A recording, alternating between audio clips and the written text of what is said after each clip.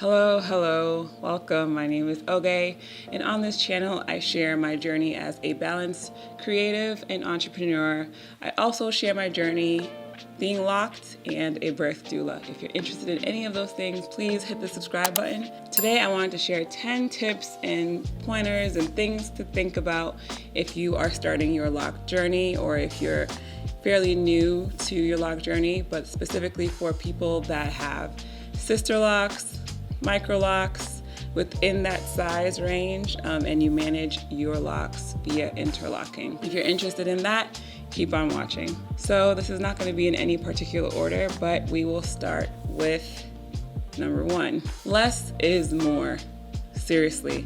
The idea that less is more when it comes to locks is something I really want to stress. When I first started doing my locks, I was kind of experimenting and figuring out what worked for my hair and what didn't work.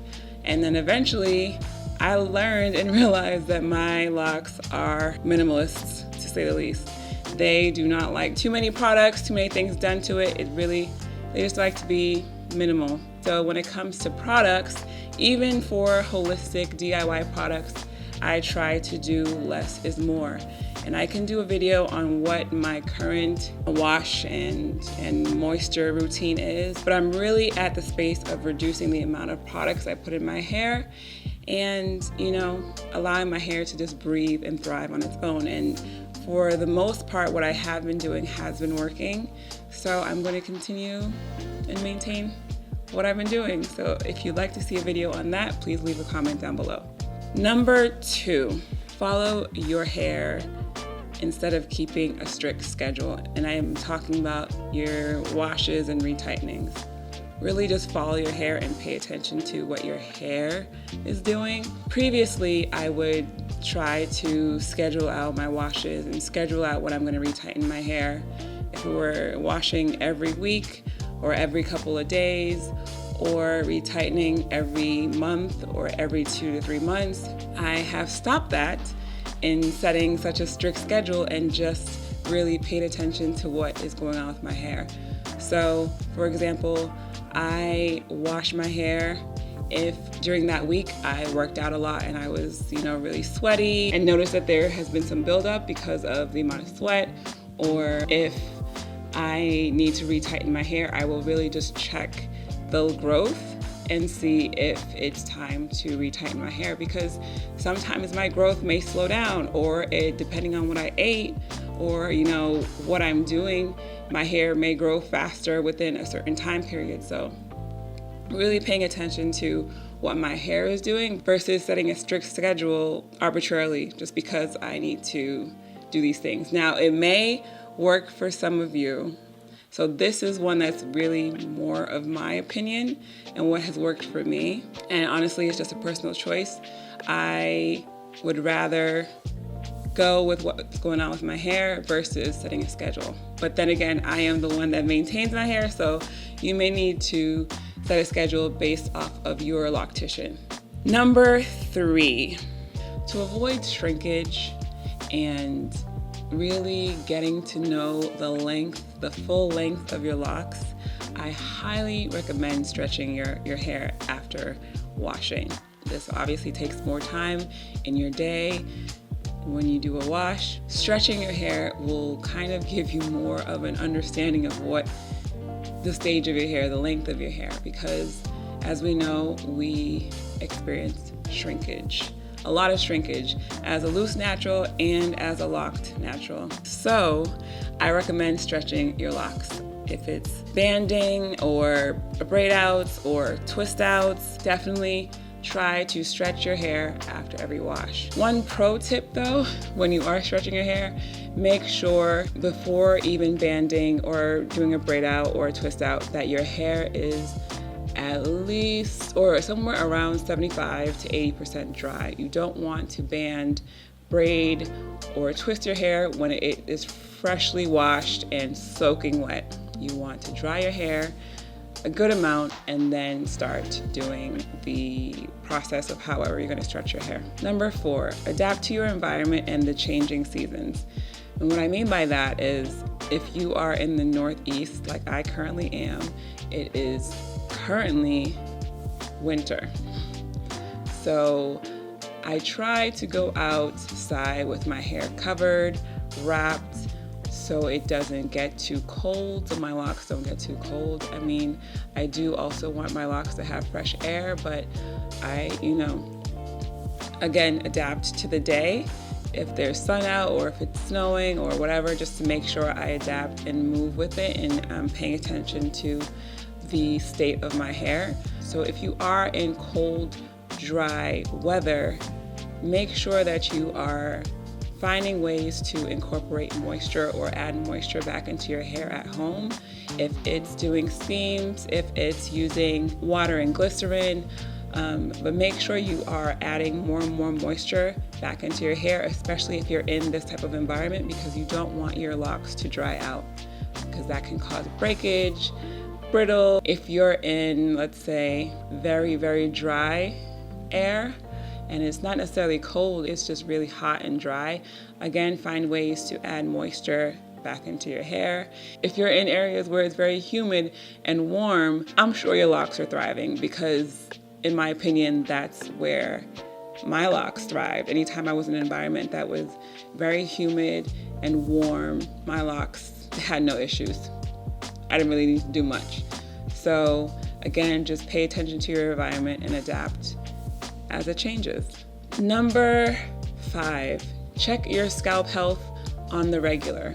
If it's not going to be daily or, weekly, I would say anytime you're about to wash your hair, check what's going on with your scalp, because that will tell you a lot about your hair and your health. If you have a lot of flaking scalp, that is a sign of a number of things. It could be an intolerance. It could be that your scalp is just really, really dry. It could be that you're not drinking enough water. It could be that you're eating too much bread. There are a lot of things that come into play when you pay attention to your skin, and especially your scalp.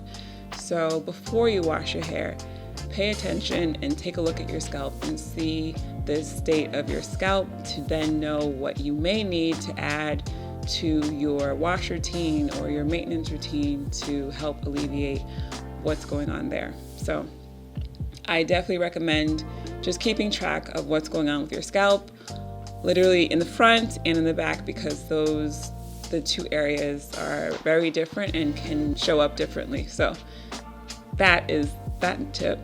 Number 6, cover your hair. Cover your hair when you're going to lay down, if it's going to bed or laying down on the couch or laying down on the floor, whatever it is, cover your hair as much as possible. Sometimes you're just really, really tired, you just want to lay down, or you may have a satin or silk pillow. That can work sometimes too.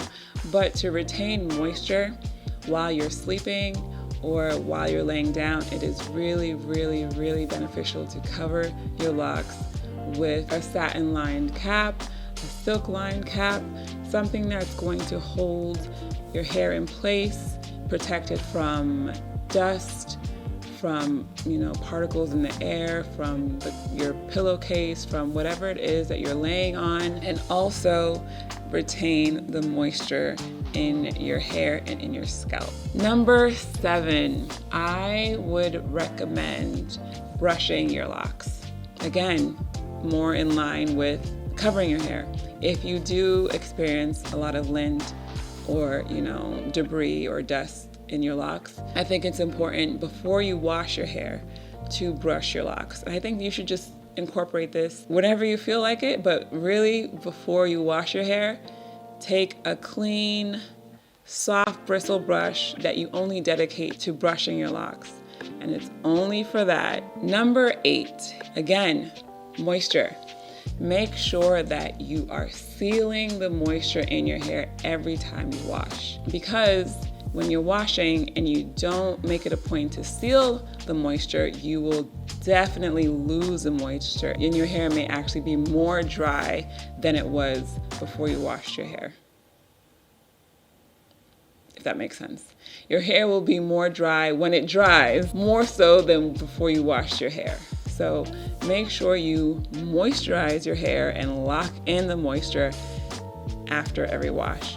People have their own ways of doing it. I can do a video on how I lock in the moisture. It's a little updated from my last wash day routine. I can do a video on that, but it's very, very, very important to lock in that moisture after every hair wash. Number 9, again, back to the wash. After you wash your hair, with lukewarm water, I highly recommend doing a cold water rinse. You don't have to wash your hair the entire time with cold water. Just rinse your hair with cold water to, again, lock in that moisture and seal the cuticles. You want to make sure your cuticles are sealed and closed because you've been washing with warm, maybe hot water, opening up the cuticles, and they're a little bit more weak with open cuticles. And so making sure you do that cold rinse to shock them back into a closed position when it comes to your hair follicles, and make sure that they are stronger than if they were open. Finally, last but not least, try to detox your locks every, I would say, 4 to 6 months. And again, there are so many different ways to detox your hair. One way that I do is using apple cider vinegar and baking soda. But again, when you detox your hair, you are really drying it out. So making sure that you have a moisturizing routine right after you detox your hair is going to be extremely essential to, again, retain that moisture, because hair thrives in an environment that allows for the moisture to be retained so it can continue to grow. And just keep in mind that when you do detox your hair, you're stripping your hair from all of its natural oils, and it's really, really, really dry. So it's important to incorporate some type of routine that will bring the moisture back into your hair, since the detox will strip, I'm telling you, strip all of your oils and natural oils from your hair. Those are my most recent top 10 tips. I hope, some of them spoke to you, if not all. If you have any questions, or if you'd like to see other videos specifically talking about any of those 10 tips, please leave them down in the comments below. Until next time, I hope this video has inspired you in some type of way, and I can't wait to see you all on the next one. Peace.